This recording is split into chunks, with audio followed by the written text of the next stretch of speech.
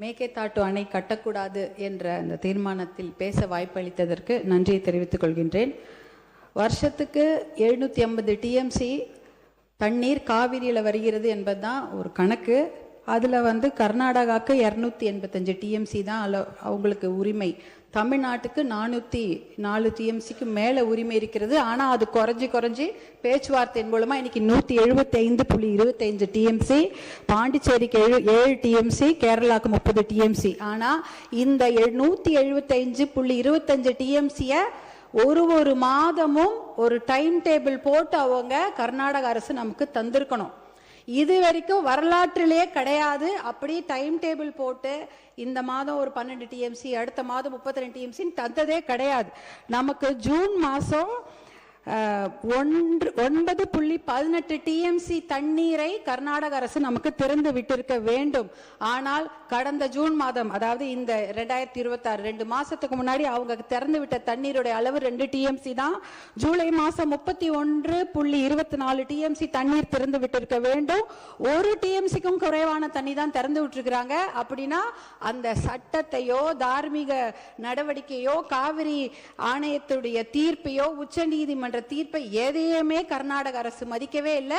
இது வரைக்கும் அவங்க திறந்து விட்டதே இல்லை. நமக்கு அதனாலதான் குறுவை சாகுபடிக்கு பாதிப்பு ஏற்பட்டிருக்கு. குறுவை சாகுபடி பண்ண முடியல. அதனாலதான் விவசாயிகள் பாதிச்சிருக்கிறாங்க.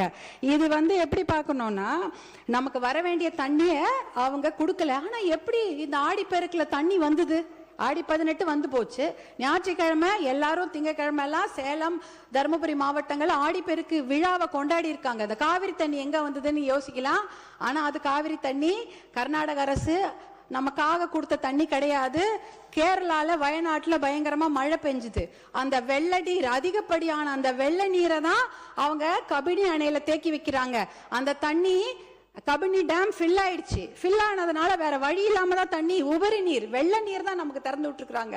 ஹாரங்கியில இருக்கிறதோ, ஹேமாவதியில இருக்கிறதோ, கேஆர்எஸ்ல இருக்கிற கிருஷ்ணராஜசாகர் டேம் தண்ணி அவங்க திறந்து விடல. அது முழுக்க கர்நாடக மாநிலத்தில் அந்த பெய்யக்கூடிய மழை, அந்த காவிரி நதி நீரை அதை தேக்கி வச்சுட்டாங்க. இது கேரளால இருந்து வர வேண்டிய தண்ணி தான் வேற வழி இல்லாம கபினி மூலமா நமக்கு வந்திருக்குது. அதனால அவங்க மனசு சட்டப்படி திறந்து வைக்கல, ஆணையத்தோட தீர்ப்பு படி திறந்து வைக்கல.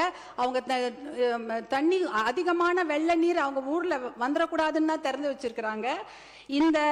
இன்றைக்கு நம்மளுடைய சட்டமன்றத்தில் ராஜ்யசபா, அதாவது பாராளுமன்றம் நடந்து கொண்டிருக்கிறது. பாராளுமன்றம் நடந்து கொண்டிருக்கும் போது முக்கியமான 10 கேள்விகளை மருத்துவர் அன்புமணி ராமதாஸ் அவர்கள் இங்க மேலவே ராஜ்யசபால கேட்டிருக்கிறாரு. அந்த ஒரு கேள்விக்கு தான் அமைச்சர் பதில் சொல்லி இருக்கிறாங்க. முதல் மடை மாநிலம் கடைமடை மாநிலத்துக்கிடம் அனுமதி கேட்கணுமா, கேட்க கூடாதா, இல்ல கேட்டுட்டு இவங்க இந்த மேகேதாட்டு டேம் கட்டுறாங்களான்னு ஒரு கேள்வி எழுப்பியிருக்கிறாங்க. அப்பொழுதுதான் நாங்க அமைச்சர் பதில் சொல்லி இருக்கிறாரு. முதல் மடை மாநிலங்கள், அதாவது இந்த கடைமடை மாநிலங்களான தமிழ்நாடு போல மாநிலங்கள் கிட்ட முதல் மடை மாநிலங்கள் அனுமதி கோர தேவையில்லை என்ற ஒரு தகவலை டெல்லியில அந்த அமைச்சர் சொல்லி இருக்கிறாங்க. இந்த கேள்வியை கேட்டதே மருத்துவர் அன்புமணி அவர்கள் தான் ராஜ்யசபால. அடுத்த கேள்விக்கு அடுத்த நாள் இன்னொரு அமைச்சர் பதில் சொல்றாங்க. அந்த கேள்வி என்னன்னா, detail project report for Mekedatu dam, அதற்கு இந்த உச்ச நீதிமன்றமோ இல்ல பாராளுமன்றம் அனுமதி கொடுத்திருக்குதா, நீர்வளத்துறை அமைச்சர்கள் அனுமதி கொடுத்திருக்கிறார்களா அப்படி என்ற கேள்வியை மருத்துவர் அன்புமணி ராமதாஸ் அவர்கள் எழுப்புகிறார்கள். அந்த கேள்விக்கு தான் நீர்வளத்துறை அமைச்சர், மத்திய அரசு நீர்வளத்துறை இணையமைச்சர் பதில் சொல்லியிருக்கிறாரு. அப்படிப்பட்ட விரிவான தகவல் அறிக்கை டிபிஆருக்கு எந்த அனுமதியும் பாராளுமன்றம் தரவில்லை, அமைச்சகம் தரவில்லை என்ற பதிலை சொல்லியிருக்கிறாங்க. இந்த கேள்விகளை கேட்டு பதிலை பெற்றதே மருத்துவர் அன்புமணி அவர்கள் தான். அப்படி இருக்கும்பொழுது அவருடைய சஜஷன் என்ன, அனைத்து கட்சி கூட்டத்தை கூட்டுங்க, ஒரு ஒற்றுமையான ஒரு நிலையை எடுத்துட்டு போய் நம்ம டெல்லியில போய் பார்க்கணும் என்ற அந்த சஜஷன் தான். இன்னும் ஒரு முக்கியமான விஷயம், சட்ட முன்னெடுப்புகளை நாம கண்டிப்பாக செய்ய வேண்டும் மாண்புமிகு பேரவைத் தலைவர் அவர்களே. ஏனென்றால் மேகேதாட்டு டேம் எங்க கட்ட போறாங்க தெரியுங்களா? நம்ம தமிழ்நாடுல இருந்து 4 கிலோமீட்டர் தூரம். இந்த மத்த பிச்சை டேம்லாம் எங்கேயோ தள்ளி 200 கிலோமீட்டர் 300 கிலோமீட்டர் தூரத்துல இருக்குது. கர்நாடக அரசு proposed site for construction of Meketatu Dam is just 4 kilometers away from our state Tamil Nadu. 4 kilometre Krishnagiri Dharmapuri பார்டர்லயே 4 கிலோமீட்டர் கட்டுறாங்க. எதுக்கு கட்ட போறாங்க? ஒரு சொட்டு தண்ணி கூட தமிழ்நாட்டுக்கு வரக்கூடாது.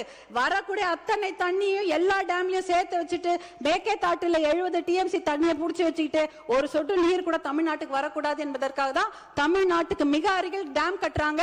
அந்த மேகேதாட்டு டேம் கட்டினாங்கன்னா 3 வனவிலங்கு சரணாலயங்கள் அந்த டேம் கீழே போயிடும். 12,500 ஏக்கர் காடுகள் அழிந்துவிடும்.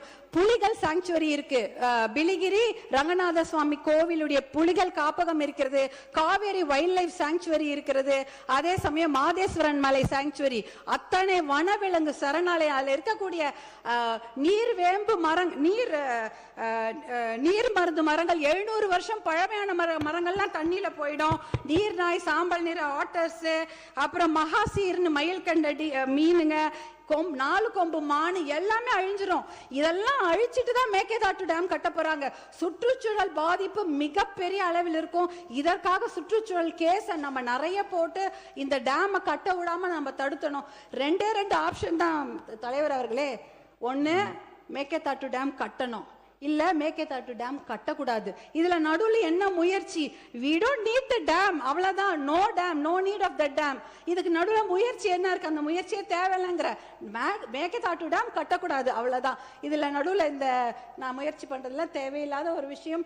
அனைத்து கட்சியை கூட்டத்தை கூட்டி கண்டிப்பாக ஒரு ஒத்த முடிவோட நம்ம டெல்லிக்கு போக வேண்டும் என்பதுதான் பாட்டாளி மக்கள் கட்சியின் கோரிக்கை. மிக்க நன்றி.